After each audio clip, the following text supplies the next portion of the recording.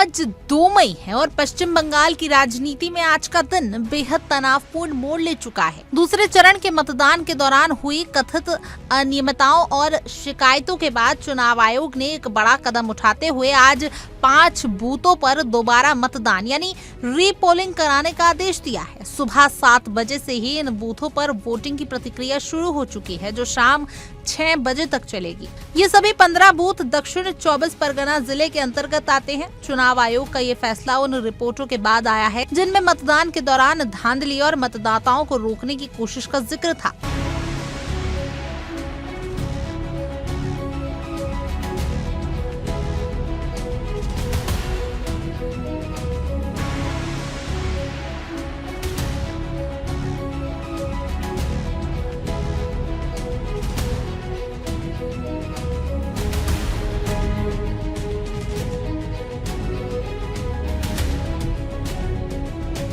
अभी तक की ताजा रिपोर्ट के मुताबिक इन सभी इलाकों में मतदान शांतिपूर्ण तरीके से चल रहे हैं और सुरक्षा के कड़े इंतजाम किए गए हैं।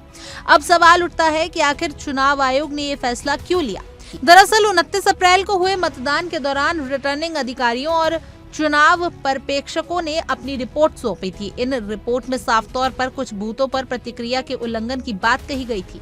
इन शिकायतों की गंभीरता को देखते हुए मुख्य चुनाव अधिकारी ने representation of the people act 1951 की धारा 98(2) के तहत यह आदेश जारी किया।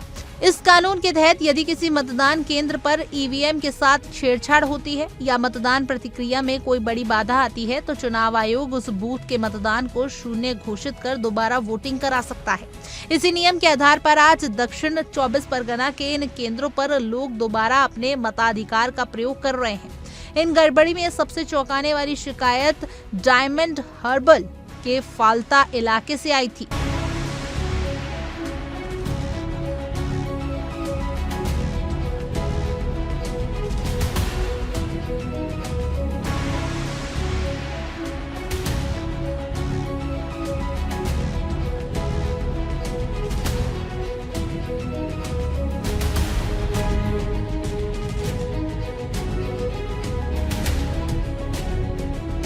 जहां भारतीय जनता पार्टी यानी भाजपा के कार्यकर्ताओं ने गंभीर आरोप लगाए थे। बीजेपी का दावा था कि ईवीएम मशीन पर पार्टी के चुनाव चिन्ह कमल वाले बटन पर जानबूझकर टेप चिपका दिया था।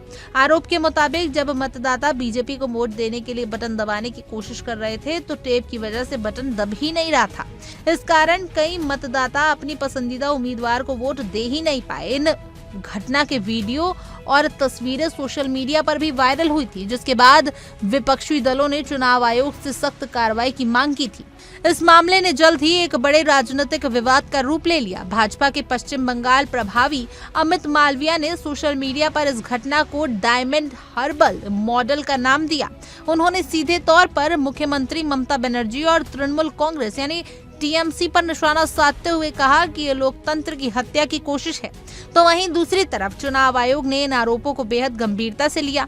मुख्य चुनाव अधिकारी ने पहले ही स्पष्ट कर दिया था कि किसी भी शिकायत को नजरअंदाज नहीं किया जाएगा।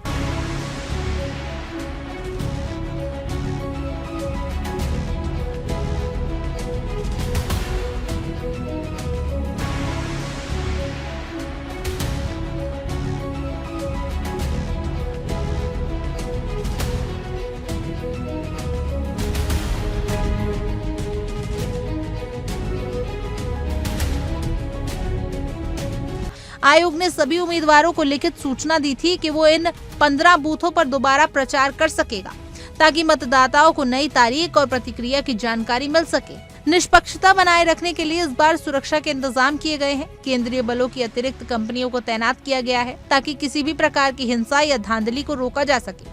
पिछले चरण में इन क्षेत्रों में लगभग 90% मतदान दर्ज किया गया था, जो काफी अधिक था। चुनाव आयोग का मुख्य उद्देश्य यह सुनिश्चित करना है कि हर वोट पारदर्शी हो, स्ट्रांग रूम हो, जहां ईवीएम रखी जानी चाहिए वहां भी अतिरिक्त सावधानी बरती जा रही है और सीसीटीवी कैमरों से 24 घंटे निगरानी की जा रही है। आज होने वाले इन मतदान के नतीजे पूरे राज्य के चुनावी समीकरण को प्रभावित कर सकते हैं। इन 15 बूथों पर वोटिंग खत्म होने के बाद अब सबकी नजर 4 मई पर टिकी है, जब मतगणना होगी। क्या ये दोबारा मतदान चुनाव के नतीजे को प्रभावित करेगा या डायमंड हर्बल मॉडल के आरोपों का असर मतदाताओं के मन पर पड़ेगा? इन सभी सवालों के जवाब 4 मई को मिलेंगे। फिलहाल लोकतंत्र की इस महापर्व में आज दक्षिण 24 परगना के मतदाता एक बार फिर अपनी उंगली पर स्याही लगाकर ये संदेश दे रहे हैं कि निष्पक्षता ही लोकतंत्र की असली जीत है। खैर, आपकी इस पूरे मुद्दे पर क्या कुछ राय है? कमेंट करें और जरूर बताएं। और तमाम देश और दुनिया की खबरों के लिए आप देखते रहिए इंडिया डेली।